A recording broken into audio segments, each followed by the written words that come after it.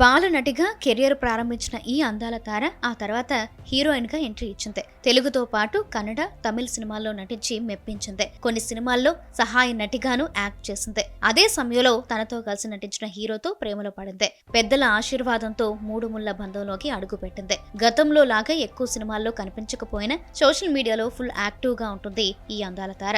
అలా తాజాగా ఆమె షేర్ చేసిన ఒక వీడియో అందరి మన్ననలను అందుకుంటుంది.